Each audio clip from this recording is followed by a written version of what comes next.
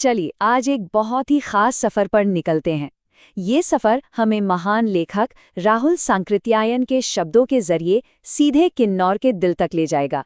तो ये विश्लेषण है उनकी एक यादगार यात्रा का। तो शुरू करते हैं। देखिए, ये कोई आम सैर सपाटा नहीं था। ये एक बहुत ही मुश्किल हिमालयी यात्रा थी, जिसने लेखक को शारीरिक तौर पर तो आजमाया ही, पर साथ ही कुछ ऐसे अनुभव भी दिए जो जिंदगी भर के लिए यादगार बन गए।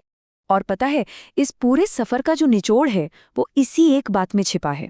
मतलब एक तरफ तो थी जिस्म को तोड़ देने वाली थकान, और दूसरी तरफ थे इंसानियत और कुदरत से मुलाकात के वो पल जिन्होंने हर मुश्किल को भुला दिया। तो कहानी शुरू होती है 17 मई से, हिमाचल के रामपुर में। लेखक ने आगे के सफर के लिए सामान ढोने और आने जाने का इंतजाम करना शुरू किया। लेकिन जैसा कि पहाड़ों में अक्सर होता है, जो हम प्लान करते हैं वैसा होता कहाँ है।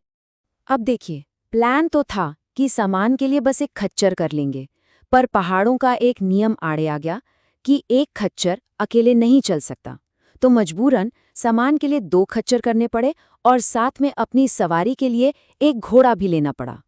और सफर शुरू होते ही पहली मुश्किल सामने आ खड़ी हुई। सवारी वाला घोड़ा ठीक से चल ही नहीं रहा था। जब पूछा गया तो पता चला कि उसकी पीठ पर तो घाव है। लेखक ने एक पल भी नहीं सोचा, घोड़े को फौरन वापस भेजा और पैदल ही आगे बढ़ने का फैसला कर लिया। और बस यहीं से शुरू होता है इस यात्रा का सबसे मुश्किल हिस्सा। घोड़ा तो जा चुका था, सूरज सिर पर था, और रास्ता कभी खड़ी चढ़ाई तो कभी सीधी उतराई, और सराहन अभी भी मीलों दूर था। घोड़े को वापस भेजने के बाद जो दूरी पैदल तय करनी पड़ी वो थी 21 मील। जरा सोचिए, 21 मील, वो भी ऐसे मुश्किल पहाड़ी रास्तों पर। ये कोई मजाक नहीं था। लेखक खुद अपने शब्दों में बताते हैं कि हालत क्या हो गई थी। वो लिखते हैं कि सफर के जो आखिरी 4 मील थे ना, उन्होंने तो बस हाल बेहाल कर दिया। ऐसा लग रहा था जैसे हर कदम उठाना एक पहाड़ चढ़ने जैसा हो। लेकिन यहाँ पर लेखक का जज्बा देखिए। इतनी भयानक थकान के बाद भी उनके दिमाग में एक बार भी ये ख्याल नहीं आया कि बस अब हार मान लेते हैं। उनकी इच्छा शक्ति उनके शरीर पर पूरी तरह हावी थी। और फिर तमाम मुश्किलों के बाद वो आखिरकार किन्नौर की असली धरती पर कदम रखते हैं। यहाँ से ना यात्रा का पूरा मिजाज ही बदल जाता है।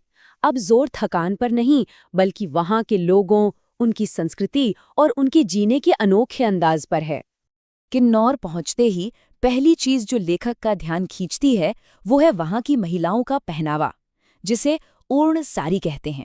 अब ये कोई मामूली साड़ी नहीं है, ये एक खास तरह का ऊनी कंबल होता है जो वहां के मौसम के हिसाब से बिल्कुल परफेक्ट है। और ये पहनावा बड़ा ही प्रैक्टिकल भी है। इसे पहनने का तरीका भी बड़ा अनोखा है, जिसमें दायां कंधा खुला रखा जाता है। और सबसे मजेदार बात, महिलाएं भी पुरुषों की तरह ही टोपी पहनती हैं, और उस टोपी को सर्दियों में कान ढकने के लिए इस्तेमाल भी किया जा सकता है। सफर के बीच में जब लेखक एक दुकान के पास थोड़ा आराम कर रहे थे, तो उनकी एक बहुत ही दिलचस्प मुलाकात होती है कुछ घुमंतू लोगों से। ये एक ऐसा पल था जिसकी उम्मीद नहीं थी, पर यह बहुत गहरा असर छोड़ गया। ये लोग थे खम्पा। खम्पा कौन होते हैं? समझे कि ये तिब्बत की सरहद के पास खम नाम की जगह के खानाबदोश लोग हैं। उनका कोई एक पक्का घर नहीं होता। वो मौसम के हिसाब से पहाड़ों और मैदानों के बीच व्यापार करते हुए घूमते रहते हैं। हुआ ये कि लेखक ने पास में खड़े कुछ खम्पा बच्चों से तिब्बती भाषा में बात कर ली, और बस ये सुनते ही एक नौजवान और उसकी माँ हैरानी से उनके पास चले आए। अपनी भाषा सुन उस नौजवान ने फौरन उन्हें चाय के लिए पूछा, जो कि पहाड़ी कल्चर में इज्जत देने का एक तरीका है। और उस नौजवान की चेहरे की वो खुशी, वो सेहत, वो बेफिक्री देखकर लेखक के मन में ना एक बहुत गहरी सी ख्वाहिश जागती है।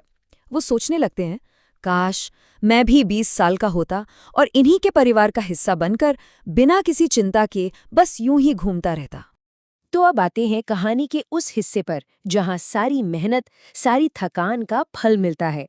उस कठिन चढ़ाई के बाद प्रकृति ने लेखक के सामने एक ऐसा नज़ारा पेश किया जो किसी इनाम से कम नहीं था। लेखक खुद कहते हैं, सारे रास्ते का ये सबसे सुंदर भाग था। ये एक लाइन ही बता देती है कि वो मंजर कितना खूबसूरत रहा होगा। और ये हमें सिखाता भी है कि सबसे बड़ी मुश्किलों के बाद ही सबसे बेहतरीन इनाम मिलते हैं।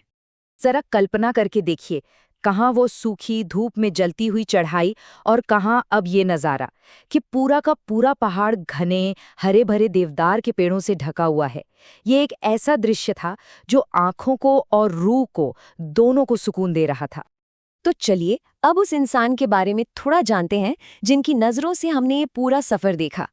राहुल सांकृत्यायन सिर्फ एक लेखक नहीं थे, वो अपने आप में एक इंस्टीट्यूशन थे।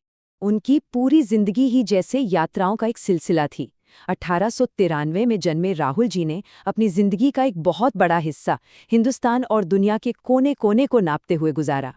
उन्हें हिंदी साहित्य में एक बहुत बड़ा क्रेडिट दिया जाता है, वो ये कि उन्होंने यात्रा वृत्तांत यानी ट्रैवल राइटिंग को एक गंभीर साहित्यिक विधा बनाया।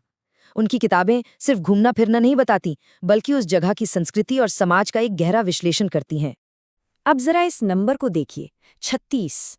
ये कोई मामूली आंकड़ा नहीं है, ये राहुल सांकृत्यायन की असाधारण क्षमता का एक छोटा सा सबूत है। जी हाँ, 36 भाषाएं।